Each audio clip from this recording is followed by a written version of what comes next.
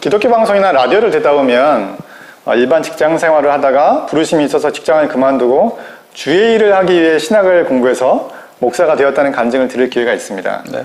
저는 이런 간증을 들을 때마다 조금 불편한 게 있는데, 목회만 주의 일이고 성직이고 다른 직업은 세상 일이고 세속적인 일인가 하는 그런 반감이 들기도 합니다. 네. 목사님, 혹시 신학대학원에서 공부하실 때 직장 생활 그만두시고 신학하러 오신 분들이 혹시 좀 계셨나요? 그럼요. 많죠. 왜냐하면 요즘 한국교회 신학교가 이제 대학원 중심으로 바뀌었기 때문에 이제 학부 출신부터 이제 신학을 전공하는 사람들보다는 아무래도 대학원으로 진학하는, 그러니까 즉 일반 직장 생활을 하거나 아니면 다른 대학교나 다른 대학원에서 또 공부하시다가 신학을 공부하러 오신 분들이 덜어 있습니다. 아주 많아요, 요즘은. 집사님 주위에도 있으시겠죠, 당연히? 예, 있습니다. 예. 그래서 한국교회에서는 일반적으로 이 종교적인 일을 성스러운 일로 규정을 하는 것 같아요. 그래서 목회자를 성직자로 보고 일반 신도들과는 차원이 다르고 어떤 의미에서 급이 다른 신자로 보는 그런 경향이 있습니다. 리전트 칼리지의 폴 스티븐슨 교수는 일반적으로 전 세계 대부분의 교회 내에 위계 질서가 존재한다고 이제 얘기를 하세요. 그 순서가 제일 위에 있는 것이 해외 선교사, 피라미드로 보면 제일 위가 해외 선교사, 그 밑에는 담임 목사, 그 다음에 부목사, 그 다음에 청소년 사역자, 주일학교 사역자, 주로 여성분들이죠. 네. 그 다음에 평신도, 장로, 권사, 안수 집사 이런 순이라고 이제 합니다. 근데 이제 제가 이분 수업을 캐나다에서 좀 들었는데, 전 세계에서 예외적인 나라가 딱 한 곳이 있는데, 바로 한국이고, 한국만 해외 선교사 위에 담임 목사가 존재한다고 합니다. 네, 피라미드의 정점에 이 담임 목사님 계신 거죠. 이것을 보면, 목사는 뭔가 더 영적이고 거룩한 분이고, 그래서 교회 안에서 특별하게 존중되어야 한다는 생각이 한국뿐만 아니라 전 세계적인 현상이라는 것을 알 수가 있어요. 네. 일반적으로 목사가 하는 일은 백성을 대표해서 이제 신도들을 대표해서 예배를 인도하고 또 안수하고 성례를 집례하는 것입니다. 그 일을 목회라고 부르고 목회자는 그 일을 이렇게 직업으로 삼습니다. 이런 목회자들이 일종의 특권의식을 이제 갖게 되었는데, 그것을 우리가 성직주의, 클러리컬리즘이라고 하는데 성직주의라고 부릅니다. 성직주의는 보통 그리스도인이 특권과 권력을 가진, 또 훈련받고 안수받은 자들에 의해서 이제 지배받는 것을 뜻합니다.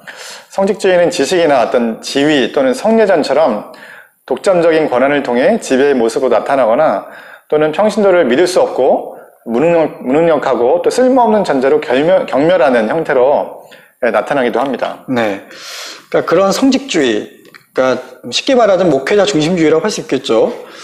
그 목회자 중심주의가, 이 성직주의가 한국교회를 사실 어렵게 만들었죠. 하지만 성경에서 특히 신약에서 성직자의 의미를 제대로 안다면 이 성직주의는 사라져야 합니다.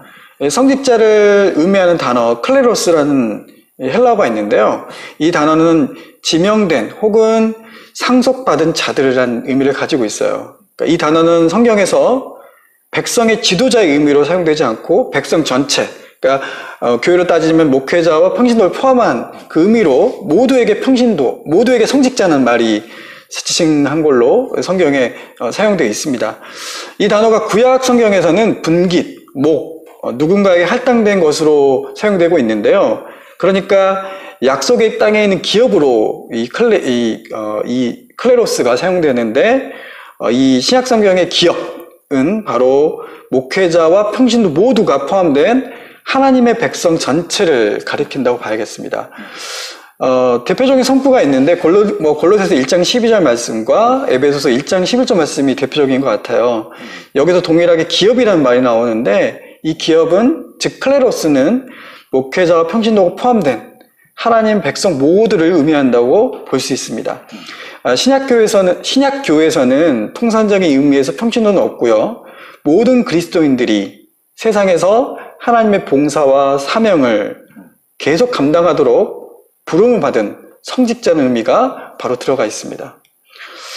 물론 구약에서는 이 성직자의 역할을 했던 게 이제 네이지파인데, 이 네이지파에서 제사장 계급을 독점했지만, 신약에서는 그것이 이제 모든 사람으로 확장이 되죠. 우리가 잘 아는 베드로전서 2장 9절 말씀이 그렇잖아요. 모든 사람이 왕 같은 제사장이잖아요. 그래서 구약에서는 사사, 선지자, 제사장, 왕 등이 하나님의 통치를 대표했던 사람들이지만 신약에서는 모든 신자가 그리스도의 권세, 주권, 통치를 직접 체험합니다. 하나님의 특별한 제사장으로서 모세와 같은 중심적 위치나 절대적 권위를 요구하는 목회자는 모두가 제사장이라는 신약과 종교개혁의 정신을 부정하는 것이죠. 유명한 신학학자 고든피라는 사람이 있는데 이 고든피가 이런 말 했다고 해요. 백성됨과 관련해서는 옛 언약하에 하나님 백성과 놀라운 연속성이 있지만 리더십과 관련해서는 구약과 뚜렷한 불연속성이 존재한다.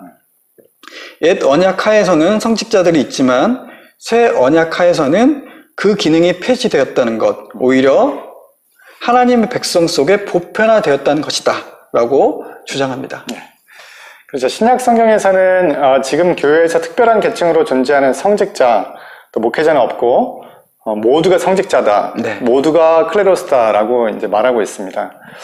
소수는 특별한 계층인 목회자로 목사로 부름받고 나머지는 목사와 목회자를 돕기에 존재하는 것이 아니라 모두가 동일하게 부름받은 하나님의 백성, 라오스로 부름받았다는 것을 분명히 하고 있습니다.